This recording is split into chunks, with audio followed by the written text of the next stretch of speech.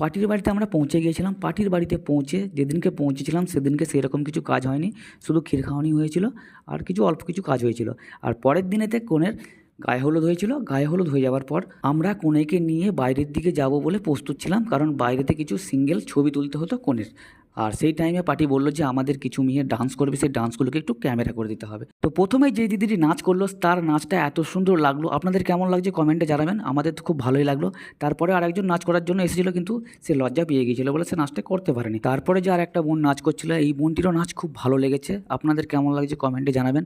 আর আমি পুরো নাচগুলো দিতে পারলাম না, কারণ ভিডিওটি অনেক বড় হয়ে যায় বলে। তো ফাইনালি আমরা নাচের ভিডিও কমপ্লিট করে বাইরে চলে আসলাম ব্রাইডকে নিয়ে, কারণ আউটডোরে কিছু সিঙ্গেল ছবি তুলতে হবে ব্রাইডের। আমরা দুজনে আগে আছি আর ব্রাইড আসছে পেছনে গুটি গুটি পায়ে। তাহলে আমাদের ছবি তুলছে D7500-তে, আর আমি ভিডিও করছি ক্যাননের R100 ওয়েভেলের গিম্বেল দিয়ে। তো ফাইনালি আমরা লোকেশনে পৌঁছে গিয়েছিলাম।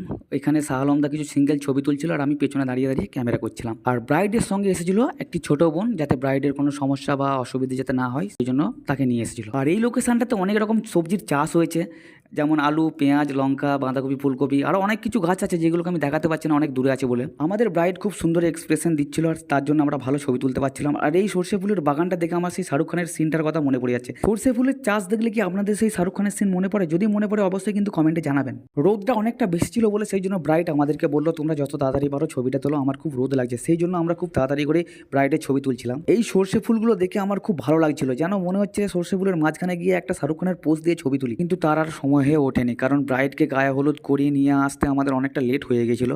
সেই জন্য আর নিজেরা কোনো ছবি উঠলাম না। প্রথমে আমি নিজের মনের মতো করে ছোটো ছোটো ক্লিপের ভিডিও নিয়ে নিচ্ছিলাম, তারপরে শাহ আলমদা নিজের মনের মতো করে ছবি তুলছিল।